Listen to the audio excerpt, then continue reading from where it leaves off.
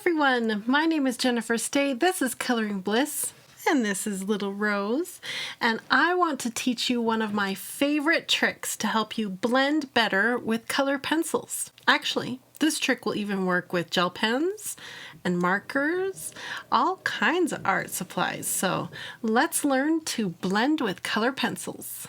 Okay, if you want to color along with me to learn how to do this trick with blending, all you need is a set of color pencils. Any brand will do. Today I'm going to be using these. They're the Faber-Castell color pencils, but they're just their red line, so it's kind of like their kids' introductory line of color pencils, so nothing too special here. And I've got this coloring page that I'm going to be coloring in, and it's printed on a nice piece of paper. I'm going to talk about paper in just a second, and I'm actually going to digitally remaster it for you. So this is an old version here that I drew ages ago, and I'm going to make it even nicer and better for you to come and download it free for a limited time. So follow the link in the video description and you can come and download it. It'll be a perfect page to practice what I'm about to teach you. Now we also have another resource for you, and that's this page right here, and this one is all about the rule I'm about to teach you. I call it Jennifer's Rule of Blending Thirds. I've taught this before on this channel, but I wanted to do a quick, this is how it's done kind of video. Now, this is a 3-page download that is for any members over on our Coloring Bliss website. It's 3 pages, lots of information, and walks you through the whole step, plus it has like kind of next level tricks and tips on it as well. So follow the link in the video description if you would like this download to help support you in your journey with coloring and blending color pencils. Okay, let's get started learning Jennifer's Rule of Blending Thirds. So I'm going to start out by picking 3 color pencils, and I'm going to make this easy on myself to begin with. I'm going to pick sort of a light, medium, and dark in one color family. So when I'm talking about a color family, I'm going to talk about basically one color group on the color wheel. So it could be all reds, light, medium, and dark red. It could be something like a light, medium, and dark in this kind of range, a red, red, orange. That works too. So it doesn't have to be just red. It could be red, red, violet, that kind of thing. That'll work just fine, all right? So let's go into my set here. This is a set of just 36 pencils. So sometimes in a small set like this, it can be tricky to find a light, medium, and a dark all in one color group family, but I think I'll be okay. There's goods in the blues, greens, reds. There's lots to pick from here. So I'm kind of being drawn right here into these red violet type colors here. So I see this might be a good dark. This looks like a good light, and this might be a good medium. I don't know, they look pretty similar. Let's swatch and see, and that's one of the recommendations I'm going to mention right away. I'm going to grab all these here and see which one's going to be the best. I think that's going to be my dark, but swatching your tools is really important. I think that's going to be my light. It's going to be the mid-tone that's going to be tricky. Is that going to be a good mid? Let's see. Or is that? Ooh, that might be a better dark, actually. What about that? Let's go. What if this is my dark? This is my mid, and that's my light. That'll work. The good thing about Jennifer's Rule of Blending Thirds is that it will kind of bring together almost any 3 colors, especially if they're just even close in family here. And that's kind of what we have here. It's not a perfect light, medium, dark, but I think it's going to work. So the other trick and problem I have here is that these pencils, I don't think, oh, they do have numbers. Oh, good. So I'm going to go ahead and write. This always helps me to write down my picks. So 325 is my dark. I picked 329 as my mid, and 319 as my light. that kind of becomes my map, my memory. If you have any memory issues at all, sometimes writing things down like that really helps when you're learning this kind of thing. Okay, let's come on over here now. Okay, so the paper I have picked to print my little design on here is what I call my color pencil paper, and basically it's a nice heavier type cardstock, so that's one part of it. And then the other part, most important part, is that it has a bit of a tooth or a texture to the paper. So color pencil is a dry medium, so what it needs is a paper that it can kind of grip onto as you lay it down onto the paper. So a paper that is too smooth isn't going to work well for you. So pairing the right tool to the right paper is actually really important. If you've had trouble with coloring in the past, whether it's with markers or color pencils, it might not be your fault. It may be that you've paired the wrong tool with the wrong paper. All right. So color pencil, it's really important to have a paper with a bit of a texture to it. Now, I'm not talking about like something printed in like a wavy type texture. I'm just talking when you feel the paper, it's not super glossy smooth. It's got some texture. Okay, so step number 1 to Jennifer's rule of blending thirds. Okay, so we're going to go and get our lightest color, which is number 319. Okay, and that was this pencil, I believe. Yep, and we're going to fill in the whole area that we're coloring with number 319. That is step number 1. Now we want to use light pressure. With most color pencils, light pressure is always going to be your best friend. Couple reasons. One, slow layers are usually best with color pencil. And number 2, when you have that tooth and texture of the paper, you want to fill that tooth in slowly, okay? Because you want room for the additional layers that we're about to fill in, especially if you're using lower quality, inexpensive pencils like we're using today. Okay, now we're going to reach for color number 2, which is in this case for me, number 329. Now, I think I would like the center of my petals to be the darkest point, so I'm going to go in, and 2/3 of the way up about is going to be my darker part of the flowers. So light pressure again, and we're going to go 2/3 of the way up. Okay, so this is where the Jennifer's rule of blending thirds comes in. So the full petal got colored first, now 2/3 of the way up with the mid-tone, and now our darkest tone is going to be 1/3 of the way up here. Okay,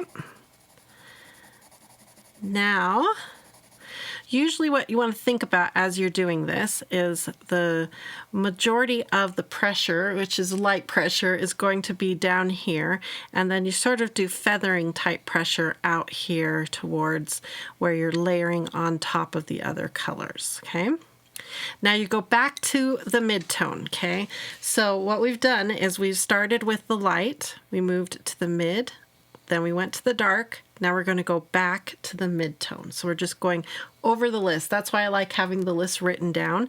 So you went this way through the list. Now we're going to go back through the list again this direction, okay? So we just did 325. Now we're going to go back to the mid-tone to 329 and color again that 2/3. Go right over your darkest tone and right up through the 2/3. Again, remember, lightest pressure out here to kind of feather out that color. And it will just seamlessly blend those colors together.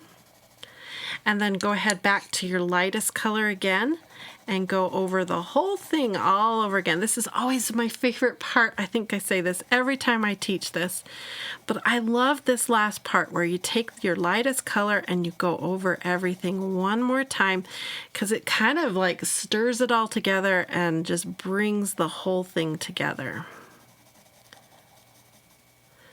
Okay, that is Jennifer's rule of blending thirds in a nutshell, what we just did right there. Basically, it brought 3 colors together. Remember how we had 3 sort of strange pink colors? We brought them all together, and we got a beautiful seamless blend on our petal. Okay, so that's probably the easiest scenario that we just did right there. 3 pretty similar colors. Let's do something a little trickier, okay? I'll put those to the side.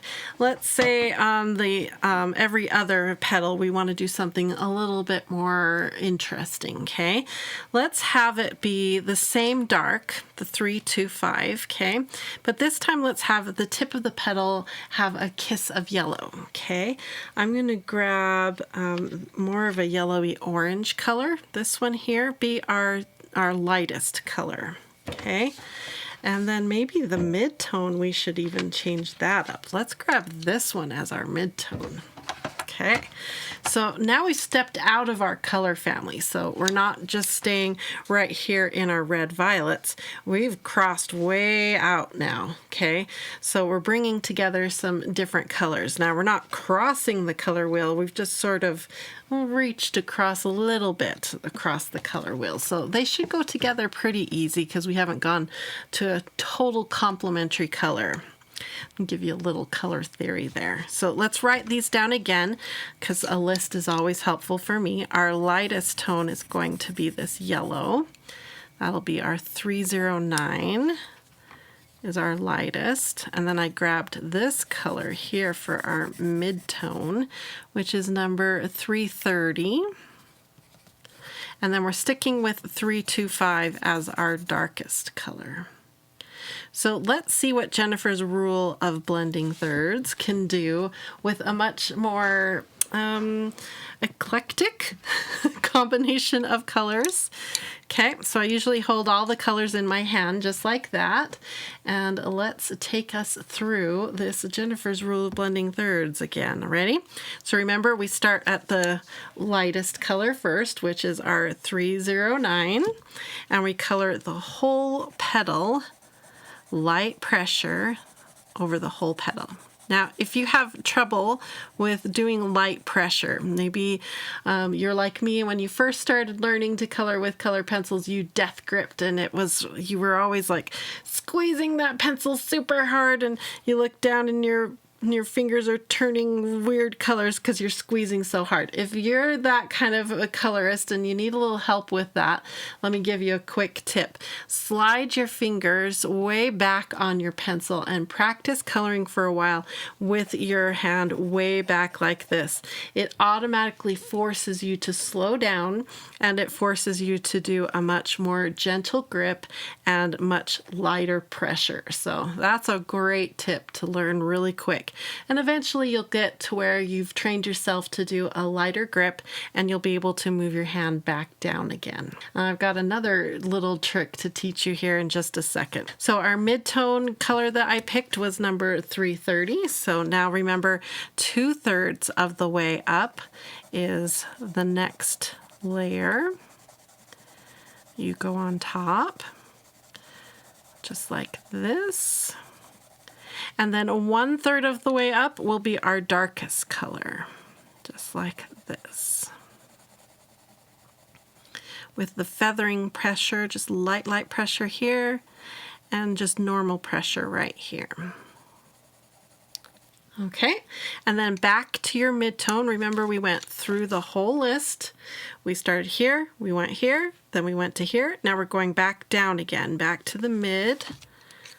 Okay. 2/3 of the petal. And this really, we're going to focus on bringing this line together and all the way out to the edge of the 2/3 part, and then back to the lightest color, which is our 309 yellow color, and we're going to bring it all together. Down here, light pressure, all the way out to the tip of our petal. Brings it all together, so pretty. Look how pretty that blend turned out. Let me show you from straight down.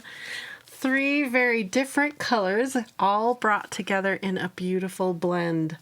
It's so cool. Jennifer's rule of blending thirds is so cool. I'm going to time lapse and I'm going to go all around this flower now, and we're going to do every other flower, every other petal using Jennifer's rule of blending thirds, and let's see how it turns out. If you're having fun learning Jennifer's rule of blending thirds for color pencils, then you need to come and check out the Color Pencil Fast Track over at Coloring Bliss. It's a 4-part workshop series where I take you from beginner to advanced coloring skills, all with color pencils. There's worksheets, downloads, videos. It's so much fun, and I can help you learn more tips and tricks and techniques just like Jennifer's rule of blending thirds. Check out the link in the video description. Okay, I'm almost to the end of my little flower here, and I have a couple pencils that need to be sharpened. There is a proper way to sharpen pencils, and I just recently uploaded a video on how to do that, so I'll link that video in the video description. But what I wanted to share with you is why. Why do we keep our pencils nice and sharp? Remember how I talked about the tooth and the texture of the paper? Well, if you think about the texture like little valleys and mountains, the point of the sharpened color pencil will actually get down into those valleys a lot quicker and easier. So yes, you may feel like you're wasting a little bit of the core of the pencil by keeping it really sharp, but in the end you actually will use less of the pencil by keeping it sharp, because that little tip will get down into those textures a lot faster and easier. So it's just good practice to keep your pencils nice and sharp, especially when you want to get beautiful blends and layers like we're striving for right now. Okay, 2 more petals to do. Let's finish this up.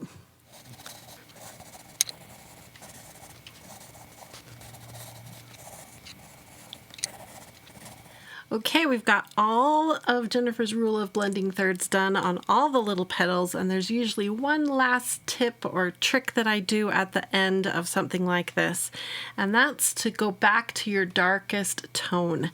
Now, for me, on both of the blends, it was 325, and what I usually do is just add a little bit more of that darkest tone. Now, something as a personal goal for coloring, I have been working on getting more contrast, which means darker in the darks and lighter in the lights. And so what I like to usually do after I've done a beautiful blend like this is go back and add just a little more vuv, a little bit more oomph right there into the darkest parts. So I'm just going to take number 325 and go around into each of those spots and just add a bit more concentrated contrast with the darkest color. And hopefully that will just add just a little bit more interest in the center of that flower. So I'm just going to do half of it here and see how it looks. Half the flower. Okay, now we're using a pretty inexpensive pencil, and I'm already feeling the issue. So the cheaper the pencil, typically the more fillers and less pigment. So what happens is you get this sort of skating effect where the pencil just stops layering. It doesn't want to layer anymore, and that's what I'm feeling. This pencil doesn't want to put any more layers on top of what I've already colored down. But I was able to get a little bit more of that darkest color. So let's look and see what we think. The left side has a little bit more of the 325 and the right side doesn't. And I can see a difference. Can you see a difference? It's very subtle because, like I said, I'm not able to lay too much more down. So I'm going to go ahead and do the rest of the flower and just give it that little extra kiss of contrast that I love to see. And that's how you do Jennifer's rule of blending thirds. So I hope that this was helpful. If you learned something, please give me a thumbs up so that YouTube knows that this was a valuable little video. And check out the links in the video description. I'll have lots of helpful links if you're interested in any of the products you've seen me working on. Don't forget that this is a free download for a limited time. So come and get it and practice doing Jennifer's rule of blending thirds. I hope you learned a lot today, and I hope you have a wonderful, colorful, blissful day. Bye-bye, everyone.